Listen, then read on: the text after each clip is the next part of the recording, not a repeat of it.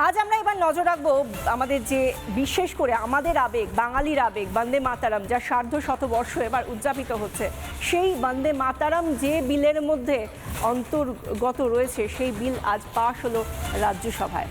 আমরা দেখেছি জাতীয় সম্মান অবমাননা প্রতিরোধ সংশোধনী বিল 2026, তা আজ পাশ হয়ে গিয়েছে রাজ্যসভায়। এবং এতদিন পর্যন্ত যে 1971-এর যে বিলটি ছিল, যে আইনটি ছিল, তাতে আমরা দেখেছি যে এর একটা বিধান ছিল, কিন্তু এবারে বন্দে মাতারাম, যা কিনা আমাদের জাতীয় গান, এর আগে আমরা জানি যে রবীন্দ্রনাথ রচিত জাতীয় সঙ্গীত জনগণ মন, সেটা আমাদের সঙ্গে ছিল, ওতপ্রোতভাবে আমাদের ভারতবাসীদের জীবন যাপনের সঙ্গে, আমাদের মননের সঙ্গে যুক্ত ছিল।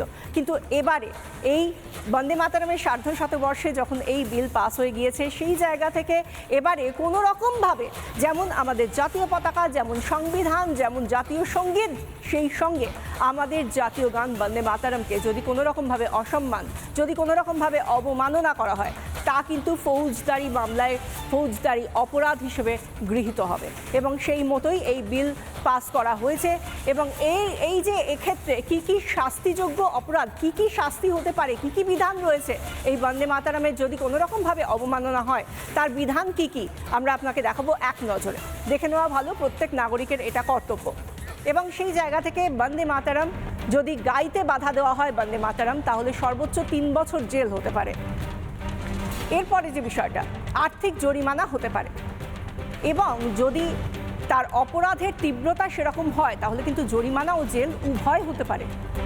সেই সঙ্গে আরও যে বিষয়টা, সেটা হলো দ্বিতীয়বার, অর্থাৎ পুনরায় যদি কেউ একই অপরাধ করে তাহলে অন্তত 1 বছরের জেল হতে পারে।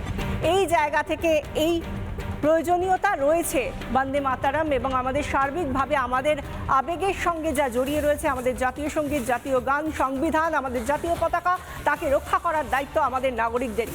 সেই কারণেই এই বিল পাস করা অত্যন্ত জরুরি ছিল এবং সেটা হয়েছে। রাজ্যসভায় সেই উদ্যোগ নেওয়া হয়েছে, সরকারের তরফ থেকে সেই কঠোর পদক্ষেপ নেওয়া হয়েছে। এবং আমাদের নিজেদের বাংলা যিনি ঋষি বঙ্কিমচন্দ্র, তাঁর লেখা বন্দে মাতারামকে এত বড় সম্মাননা গোটা দেশ দিয়েছে, তা নিয়ে কি বলেছেন রাজ্যের মুখ্যমন্ত্রী, শুনুন।